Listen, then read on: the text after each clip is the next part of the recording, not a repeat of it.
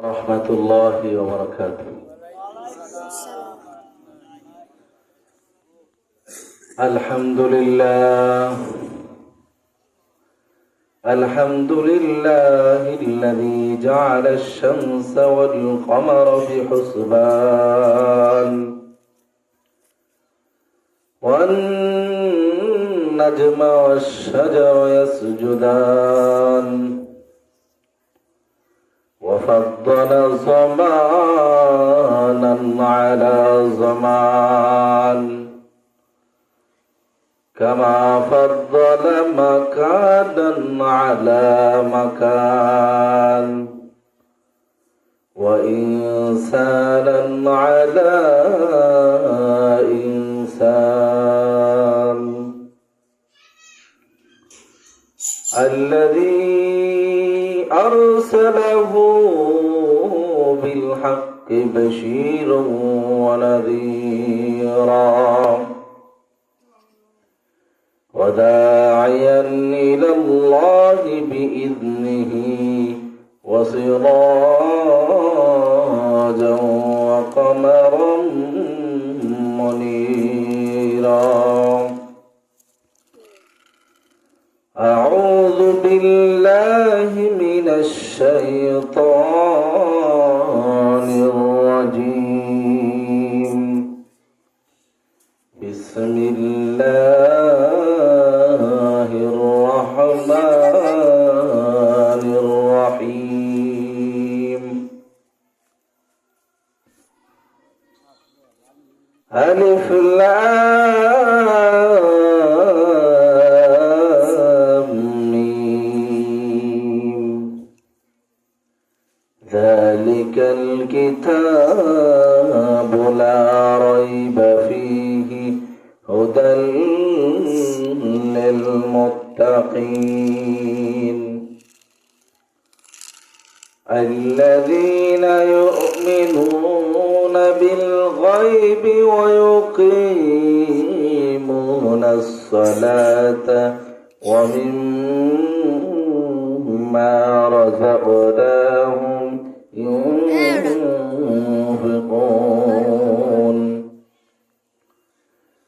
وقال تعالى في كلامه المجيد وفي فرقانه الحميد. أعوذ بالله من الشيطان الرجيم. بسم الله الرحمن الرحيم. يا أيها الذين آمنوا اتقوا الله ولتنظر نفس ما قدمت لغد واتقوا الله إن الله خبير بما تعملون. নারে তাকবীর। কৃষ্ণবন্ধুর আগমন, কৃষ্ণবন্ধুর আগমন। নারে তাকবীর। কৃষ্ণবন্ধুর আগমন, শুভেচ্ছা স্বাগতম। কৃষ্ণবন্ধুর আগমন, শুভেচ্ছা স্বাগতম।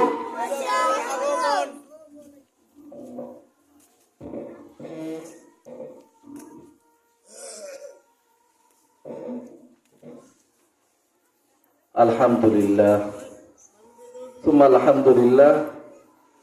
আমাদের অত্যন্ত শ্রদ্ধাভাজন লোক আল্লাহ রব্বুল আলামিনের অশেষ মেহেরবানিতে উপস্থিত হয়ে গিয়েছেন। সেই জন্য আমরা দিলের অন্তঃস্থল থেকে সকলে জোরে বলি আলহামদুলিল্লাহ।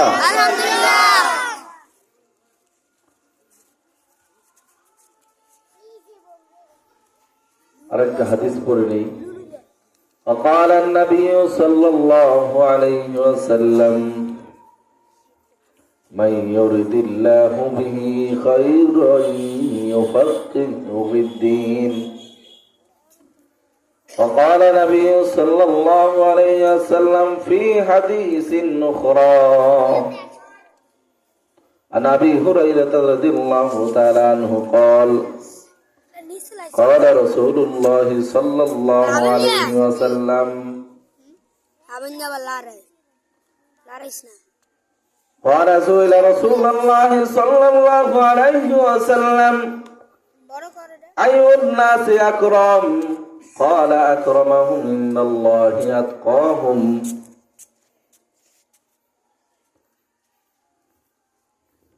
صدق الله العظيم.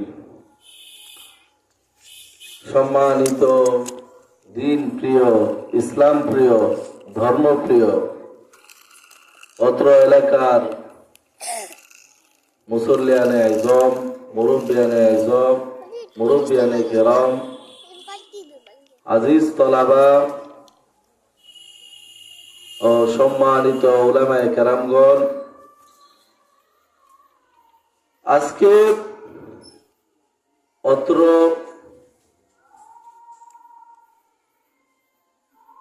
মুহিব্বিয়া দায়রা শরীফের বার্ষিক তালিমি হালকায়ে জিকির ও ওয়াজ দোয়ার মাহফিলের সম্মানিত সভাপতি, পীরে কামেল, মুর্শিদে মোকাম্মেল, মাহবুবে সুবহানি আলহাজ হযরত মাওলানা শাহ সুফি মোহাম্মদ মুহিবুল্লাহ সাহেব দামাত বরকাতুহুমুল আলিয়া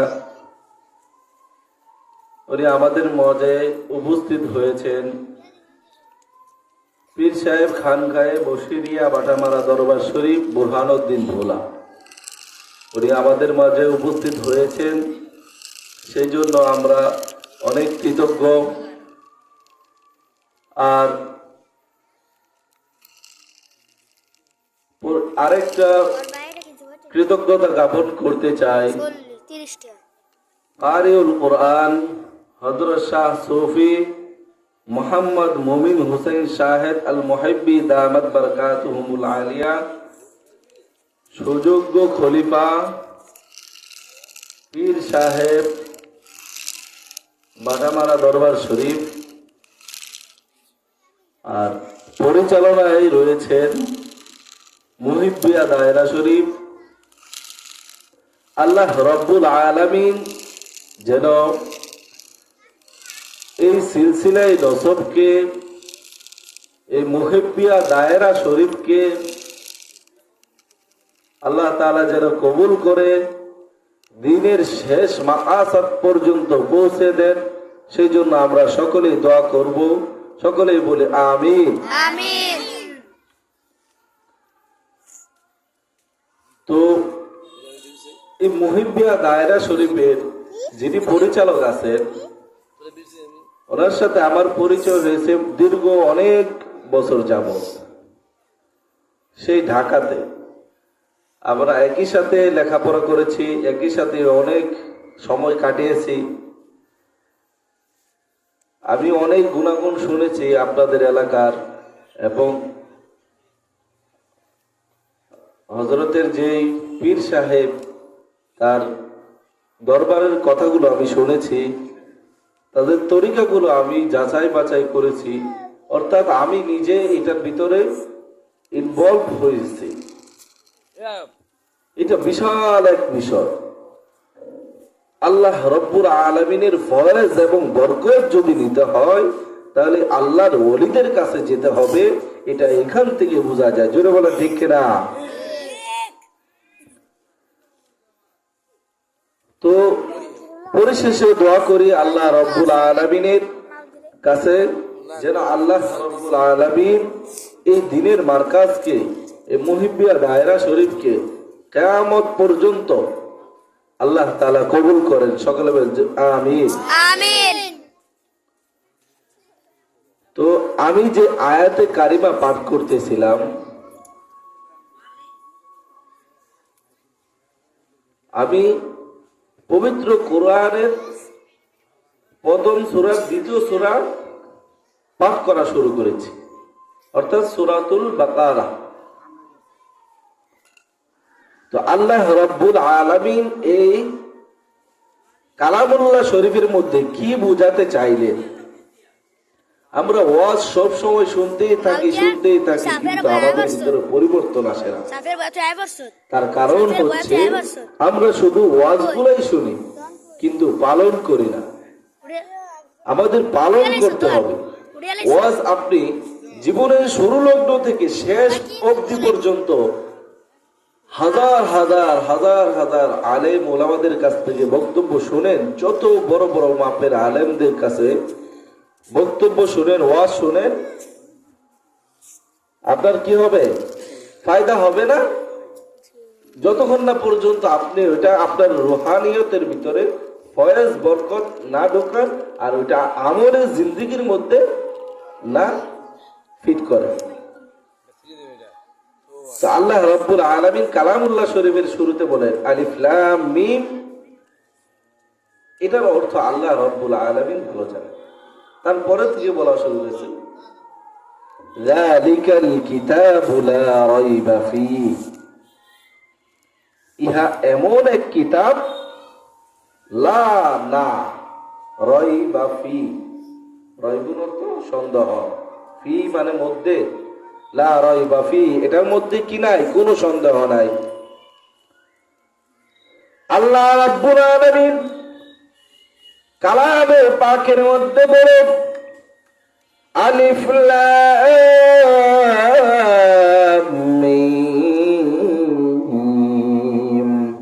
যালিকাল কিতাবু লা রাইবা ফীহি। এটা এমন একটি কিতাব, এই কিতাবের মধ্যে কোনো ভুল নাই, এই কিতাবের মধ্যে কোনো সন্দেহ নাই, এই কিতাবের মধ্যে কোনো সংশয় নাই। আপনারা যদি কোনো একটা বই পড়ে থাকেন দেখবেন প্রত্যেকটা বইয়ের পিছনে বা সামনে বা যে কোনো একটা জায়গায় লেখা থাকে ভুল হলে ক্ষমা সুন্দর দৃষ্টিতে দেখবেন বা পরবর্তীতে আমাদের জানাবেন, আমরা এটা সংশোধন করে নেব। পৃথিবীর শুরু লগ্ন থেকে আজ পর্যন্ত কোনো কিতাব নাই, কোনো গ্রন্থ নাই, কোনো বই নাই, কোনো ওজিফা নাই, কোনো কিছুই নাই যার মধ্যে কোন লেখক বলতে পারছে যে এটার ভিতরে কোনো সন্দেহ নাই, কোনো ভুল নাই। একমাত্র কে বলতে পারছে? স্বয়ং আল্লাহ রাব্বুল আলামিন এই কালামুল্লাহ শরীফের মধ্যে বলেছেন। এটার মধ্যে আজ অবধি বিজ্ঞানীরা গবেষণা করে কোনো ভুল ত্রুটি বের করতে পারে না। সুবহানাল্লাহ বলবেন না? আরো জোরে বলেন সুবহানাল্লাহ। আল্লাহ রাব্বুল আলামিন বলে দিয়েছেন এটার ভিতরে কোনো সন্দেহ নাই। এখন প্রশ্ন আসতে পারে, সন্দেহ নাই এই বই দিয়ে আমরা কি করব? তারপরে আয়াতের মধ্যে আল্লাহ রাব্বুল আলামিন বলেন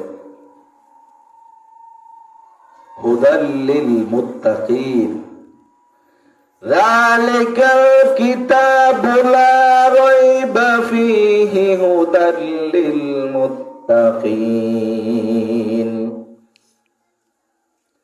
এই সন্দেহ নাই এই বইয়ের ভিতরে কি রয়েছে? হুদাল লিল মুত্তাকিন। হুদান অর্থ হেদায়েত, লিল মুত্তাকিন মুত্তাকিদের জন্য, তাকওয়াবানদের জন্য, পরহেজগার ব্যক্তিদের জন্য রয়েছে হেদায়েত। হুদাল লিল মুত্তাকিন, মুত্তাকিদের জন্য এই কিতাবের ভিতরে কি রয়েছে? হেদায়েত।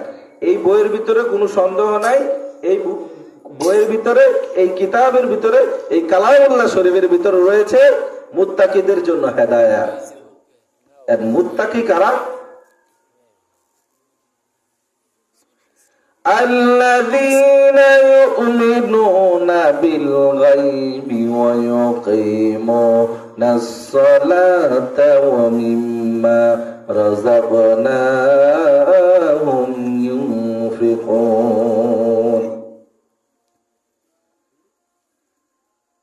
আল্লাহ বলেন আল্লাযীনা ইউমিনুনা, যারা কি করেছে? ঈমান এনেছে। কিসের উপরে? অদৃশ্যের উপরে, বিল গায়ব, গায়েবের উপরে। গায়েব কি জিনিস? গায়ব অদৃশ্য কোন জিনিস? অদৃশ্য হলো ওই জিনিস যেটা আমার আপনার জন্য আল্লাহ রাব্বুল আলামিন জিবরাইল আলাইহিস সালামের মাধ্যমে মহানবী সাল্লাল্লাহু আলাইহি ওয়াসাল্লামের কাছে প্রেরণ করেছেন। অর্থাৎ আল্লাহ রাব্বুল আলামিনের জবান, আল্লাহ রাব্বুল আলামিন নিজে স্বয়ং আমাদের কাছে অদৃশ্য। আমরা কেউ দেখছি আল্লাহকে? কেউ দেখি নাই, কিন্তু আমরা কি করি?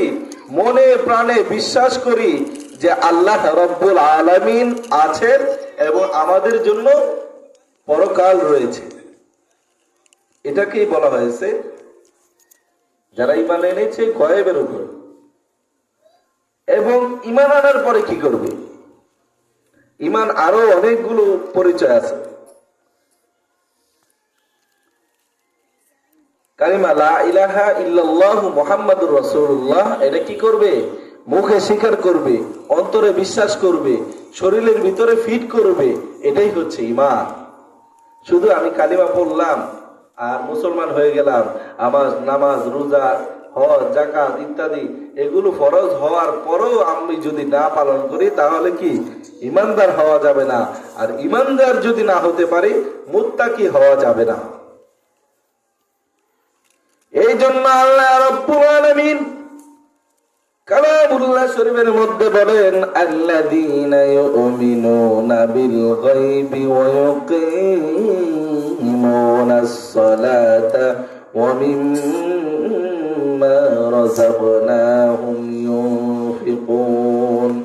যারা ঈমান আনে অদৃশ্যের উপরে, ওয়া ইউকিমুনাস সালাহ, এবং কি করে? সালাত কায়েম করে। কোন ব্যক্তি যদি ঈমান আনে, ইসলামের উপরে ঈমান আনে, ইসলামের উপরে ঈমান আনার পরে তার ভিতরে সর্বপ্রথম কাজ হচ্ছে নামাজ কায়েম করা। আল্লাহর হাবিব সাল্লাল্লাহু আলাইহি ওয়াসাল্লাম যেদিন শেষ বিদায়ের কালে মৃত্যুবরণ করবেন, সেই দিনও জবানের মধ্যে ছিল আসসালাত আসসালাত লিওয়াক্তিহা, যে নামাজ নামাজ নামাজ, নামাজ সময়ের মতো আদায় করে না। তো এটার কথাই বলা হয়েছে, ঈমান আনার পরে আপনাকে নামাজ আদায় করতে হবে।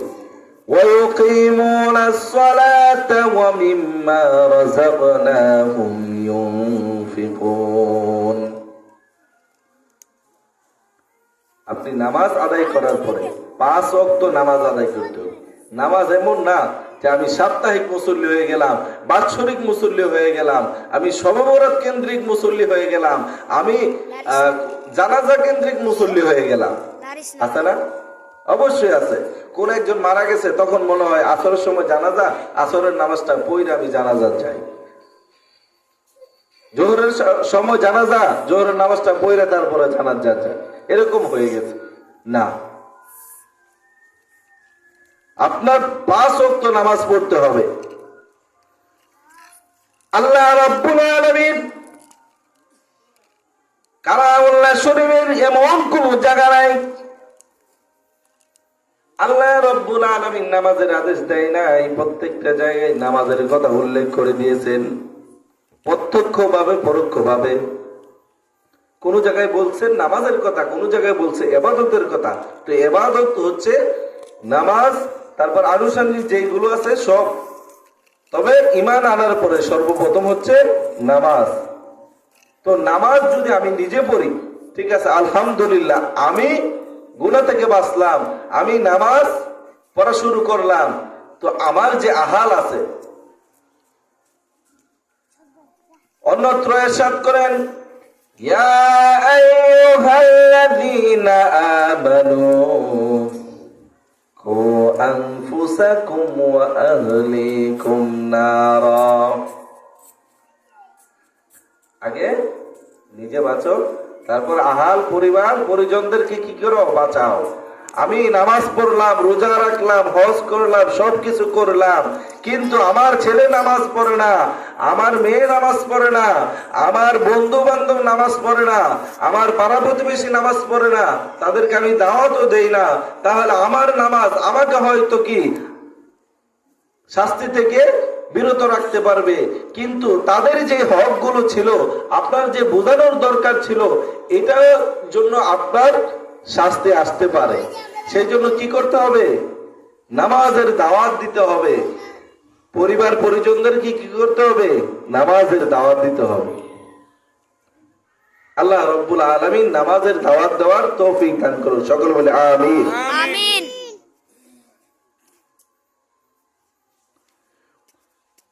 ويقيمون الصلاة ومما رزقناهم ينفقون। কি বলছে? ومما رزقناهم, আমি তোমাদেরকে যে রিজিক দিয়েছি, আমি তোমাদেরকে যে অর্থ সম্পদ প্রাচুর্য দিয়েছি, এগুলো কি করো? খরচ করো। কি করো? খরচ করো। খরচের অর্থ কি? আমি নিজে যা কামাইলাম সব আমি খেয়ে নিলাম, বিষয়টা এমন না। আমি নিজে কামাবো, তারপরে আমি আমার পরিবার পরিজনের সমপরিমাণ যতগুলো লাগে সেগুলো খরচ করব, তারপরে দান করব, সদকা করব, যাকাত দেব, ফিতরা দেব, এই সবগুলোকেই খরচ হিসাবে বলা হয়েছে।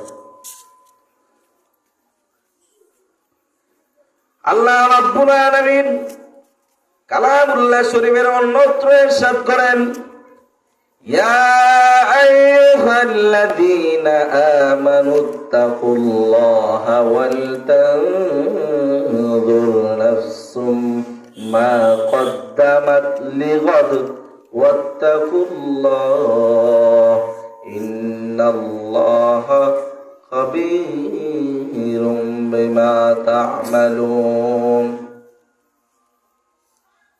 আল্লাহ কি কর? ইয়া আইয়ুহাল্লাযীনা আমানুত্তাকুল্লাহ, হে ঈমানদারেরা, ইয়া আইয়ুহাল্লাযীনা আমানু, হে ঈমানদারেরা, ইত্তাকুল্লাহ, আল্লাহকে কি করো? ভয় করো। আল্লাহকে কি করো? ভয় করো। এবং ওয়াল তানজুর, তোমরা লক্ষ্য করে দেখো, চিন্তা করে দেখো, নাফসুম মা কদ্দামাত লিগাদ, তোমরা তোমাদের সামনের জন্য, তোমরা তোমাদের পরকালের জন্য, আখিরাতের জন্য কি প্রেরণ করছো? আখিরাতের জন্য কি প্রেরণ করছো, এটা তোমরা ভেবে দেখো। এটাকেই বলা হয়েছে তোমরা খরচ করো। আমরা ওয়াজে শুনি না, 1 টাকা দান করলে 70 টাকার সওয়াব, দান করলে অমুক গাছ লাগানো হয়, হয় না? তো এইগুলো থেকেই তো আসছে। আল্লাহ তো এগুলো থেকেই বলছে যে কিভাবে তুমি কি করলে কি হবে। আজকে আমরা মুসলমান, হয়তো আমরা শিখি না, জানি না, বুঝি না, এই কারণে আমাদের জন্য কঠিন মনে হয়। যারা বুঝে, যারা মানে, যারা করে, তাদের জন্য কি হয়? এগুলো সহজ হয়। আল্লাহ রাব্বুল আলামিন আমাদের সকলকে এই জিনিসগুলো সহজ করে দেন। সকলে বলে আমিন। আমিন।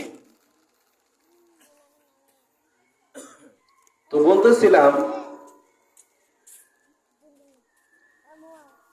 وَمِمَّا رَزَقْنَاهُمْ يُنْفِقُونَ وَالَّذِينَ يُؤْمِنُونَ بِالْغَيْبِ, এবং যারা কি করবে? গায়বের উপর ঈমান আনবে। وَيُقِيمُونَ الصَّلَاةَ وَمِمَّا رَزَقْنَاهُمْ يُنْفِقُونَ, যারা সৎ পথে খরচ করবে, তাদের কি পুরস্কার রয়েছে জানেন? তো যেটা বলতেছিলাম, আল্লাহ যে খরচ করার কথাটা বলছে, কি কারণে খরচ করতে বলছেন? আপনি যদি সৎ কাজে 1 টাকাও খরচ করেন, আল্লাহ রাব্বুল আলামিন এটা রোজ হাসরের ময়দানে আপনার আমল নামাতে এটা কি লিপিবদ্ধ করে দিবেন। জোরে বলেন সুবহানাল্লাহ। এই জন্য বলছে আপনারা ওয়াল তানজুর নাফসুম মা কদ্দামাত লিগাদ, তোমরা ভেবে দেখো, তোমরা তোমাদের পরবর্তী যে আখেরাত রয়েছে, পূর্বের জন্য কি প্রেরণ করছো?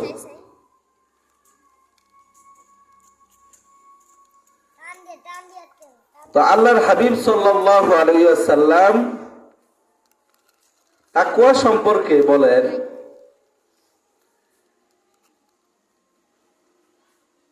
হযরত আবু হুরায়রা রাদিয়াল্লাহু তাআলা আনহু থেকে বর্ণিত যে রাসূল সাল্লাল্লাহু আলাইহি ওয়াসাল্লাম বলেছেন, কি বলেছেন?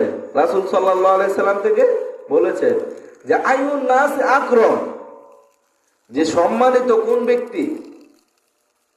রাসূল সাল্লাল্লাহু আলাইহি সাল্লামকে কি সাহাবায়ে কেরাম জিজ্ঞেস করছে, আইয়ুন নাস আকরাম, প্রশ্ন করছে যে কোন ব্যক্তি সম্মানিত? আপনারা জানতে চান কিনা? আপনারা জানতে মন চায় না যে কোন ব্যক্তি সম্মানিত? আন আবি হুরায়রা রাদিয়াল্লাহু তাআলা আনহু قال সুইলা রাসূলুল্লাহ সাল্লাল্লাহু আলাইহি ওয়াসাল্লাম আইয়ুন নাস আকরাম, কোন ব্যক্তি সম্মানিত? রাসূল বলেন, ও রাসূলুল্লাহ সাল্লাল্লাহু আলাইহি ওয়াসাল্লাম, আপনি আমাদেরকে বলে দেন। রাসূলুল্লাহ সাল্লাল্লাহু আলাইহি ওয়াসাল্লাম বলেন, ক্বালা আকরামাহুম, তোমাদের মধ্যে ওই ব্যক্তি সম্মানিত, ইন্নাল্লাহি আতকাহুম, যে ব্যক্তি আল্লাহ রাব্বুল আলামিনকে ভয় করে। যে ব্যক্তি আল্লাহ রাব্বুল আলামিনকে কি করে? ভয় করে। আল্লাহ রাব্বুল আলামিনকে যদি আপনি ভয় করেন, তো ভয় করার মতো করতে হবে। আপনি নামাজ পড়লেন, আপনার মনে হইল যে কি আল্লাহ আমাকে দেখতেছে। আবার যখন আপনি নামাজ থেকে ফারেগ হয়ে গেলেন, আপনি বাজারে গেলেন, হাটে গেলেন, বিভিন্ন জায়গায় গেলেন, জমির জায়গায় গেলেন, বিভিন্ন জায়গায় কাজে কামে গেলেন, তখন আপনার কাছে মনে হয়ে গেল আমি যেটা দখল করে লই, আমি যেটা করার করে লই। নামাজ তো আছে। মানুষ জানে কি আপনি হাজী সাহেব, মানুষ জানে কি আপনি মৌলভী সাহেব, মানুষ জানে কি আপনি ভদ্রলোক, মানুষ জানে কি আপনি সৎ লোক, ন্যায়বান, ন্যায় বিচারক, নিষ্ঠাবান, কিন্তু আপনার ভিতরে কি আল্লাহ রাব্বুল আলামিন জানেন যে আপনার ভিতরে খারাপই রয়েছে। আপনার ভিতরে কি রয়েছে? কুৎসিত, কালো, অন্ধকার, বিদঘুটে অন্ধকার রয়েছে। কেন রয়েছে? কারণ আপনার কি যখন দিনী মজলিসে আসেন, দিনের কথা শুনেন বা দিনী কাজ করেন, তখন ভালো হয়, কিন্তু এর বাইরে গেলে খারাপ হয়ে যায়। এগুলো কি দূর করতে হবে। এগুলো দূর করার জন্য আপনাকে দুনিয়ার কাউকে ভয় করা যাবে না, দুনিয়ার কাউকে ভয় করা লাগবে না। ভয় করতে হবে কাকে? আল্লাহকে। ভয় করতে হবে কাকে? আল্লাহকে। এই জন্য আল্লাহ রাব্বুল আলামিন বলেন, ইয়া আইয়ুহাল্লাযীনা আমানুত্তাকুল্লাহ, তোমরা আল্লাহকে ভয় করো।